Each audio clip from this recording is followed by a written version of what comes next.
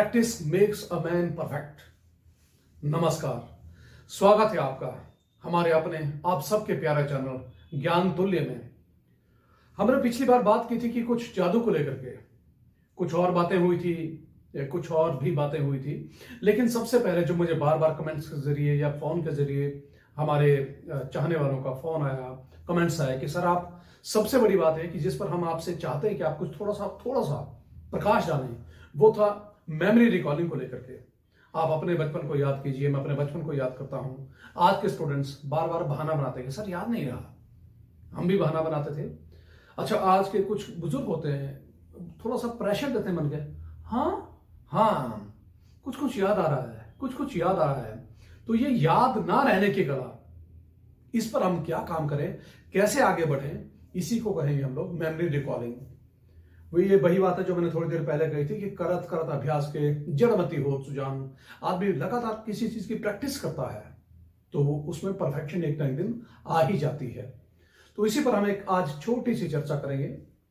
आपकी मेमोरी को रिकॉल करने का, मेमोरी को रिटेन करने का मेरे पास एकमात्र एक रामबाण है जो मैं आपके साथ आज शेयर कर रहा हूं। यदि भरोसा ना हो तो मेरे स्टूडेंट हैं श्री दिनेश ठाकुर जी, इसरो में है आजकल, साइंटिस्ट हैं। उन्हें किसी जमाने में बहुत दुत्कारा जाता था, मुझे भी, लेकिन मैं अपना उदाहरण ज्यादा नहीं दूंगा कि भाई याद नहीं रहती चीजें, इसलिए आप बार बार परीक्षाओं वो रिजल्ट नहीं दे पाते हैं जो अक्सर आना चाहिए होता है। तो आज का हमारा युवा वर्ग है, हम में से, आप में से बहुत सारे बच्चे, बहुत सारे पेरेंट्स जो पेपर देना चाह रहे हैं, चाहे वो एग्जामिनेशन का हो, चाहे सीटेट हो, चाहे आईआईटी का हो, चाहे नीट का हो, चाहे एआई ट्रिपल ई का हो, मतलब बहुत सारे पेपर्स ऐसे हैं, सिविल सर्विसेज का हो सकता है, मतलब कोई भी पेपर ऐसा हो सकता है जिसके लिए आपको और हमें रिटेनिंग की आवश्यकता रहती है कि जो कुछ हम याद करें वो आपको याद रहे। कारण कई बार क्या होता है कि कंफ्यूजन आ जाती है। तो सबसे पहले क्या है कि आपको लगता है कि आपकी याददाश्त थोड़ी सी कमजोर हो रही है या होने वाली है। जैसे हम लोग उम्र के 45 वसंत पूरे कर लेते हैं, या कुछ लोगों में ये है कि 50 वसंत पूरे करने के बाद ये वैसे ही ऑटोमेटिकली धीरे धीरे धीरे आपकी याददाश्त कम होनी शुरू हो जाती है। तो इसको आप रिटेन कैसे करेंगे? हमारे गुरु ने हमें यह बताया हुआ है कि छोटी छोटी छोटी छोटी घरेलू एक्सरसाइजेस हैं, घरेलू नुस्खे हैं जिनको आपको आजमाना है। तो उनमें से सबसे पहले क्या है कि आप रोजमर्रा की जिंदगी में आप रोज उठते हो, रोज खाना खाते हो, रोज नहाते हो, रोज धोते हो, रोज सो जाते हो, लेकिन क्या आप याद करते हैं कि आज सुबह कितने बजे उठे? उठने के बाद जब आपने आंख खोली तो आपने पहली बार क्या देखा, या पहला जो शब्द आपने किसी को कहा वो क्या था, या प्रकृति या सूर्योदय, आप कुछ भी आपने देखा होगा, क्या आपने उस चीज को फील किया? क्या आपने ये अनुभव किया कि जब आप उस चीज को देख रहे थे कि शायद मैं इस चीज को पहली बार देख रहा हूं, चाहे वो आपकी माताश्री हो, पिताश्री हो, कोई वस्तु हो, कोई आपके बेडरूम के सामने लगा हो, कोई फोटो हो, कुछ भी हो सकता है। उसके बाद की जो नित्य प्रतिदिन की क्रियाएं होती हैं, हम उठते हैं, वॉशरूम जाते हैं, ब्रश करते हैं, नहाते हैं, धोते हैं, ब्रेकफास्ट करते हैं, उसके बाद तैयार होते हैं, उसके बाद हम अपने कपड़ों को तथाकथित मैच करवाते हैं, और कुछ लोग होते हैं जिनका हमारी तरह मैच भी नहीं होता, फिर भी रोजमर्रा की जिंदगी में एक सर्कल है जो चल रहा है और चलता आ रहा है और आगे भी चलता ही रहेगा। बच्चों के लिए रोज तैयार हो गए, मम्मी जबरदस्ती उठा रही है बिस्तर से, बेटा उठ जा, ब्रेकफास्ट करना, स्कूल जाना है, तैयार होना है, ये करना है, वो करना है, आपने टेस्ट नहीं किया आज, ये बुक में कवर नहीं लगा, वगैरह वगैरह वगैरह।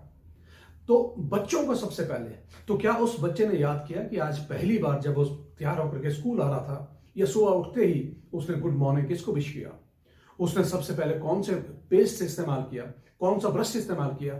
ये जब आप छोटी छोटी छोटी छोटी डिटेलिंग करते हो, कब? सोने से मात्र कुछ समय पहले। क्यों? क्योंकि एकदम जब आप सोते हो तो एकदम से नींद नहीं आती है।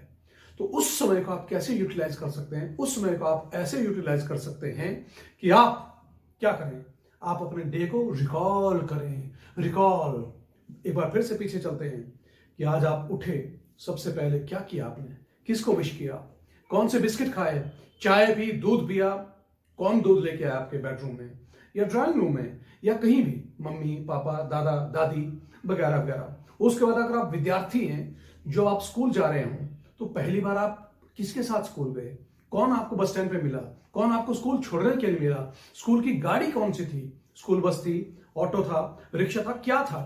स्कूल के कंडक्टर ने आपके साथ कैसा व्यवहार किया? क्या आप लाइन में खड़े थे? उस पर आप मॉर्निंग असेंबली, स्कूल जाती बार स्कूल के गेट कीपर हो गया, बॉडीगार्ड हो गया, किसको आपने विश किया? किसको आपने नमस्ते की, गुड मॉर्निंग? किसी को तो कुछ ना कुछ तो कहा होगा। जस्ट रिकॉल इट, वो ऐसा कौन सा पहला शब्द था, वैसी कौन सी पहली प्रकृति थी, चित्र था जिसको आपने देखा, उसको रिकॉल कीजिए।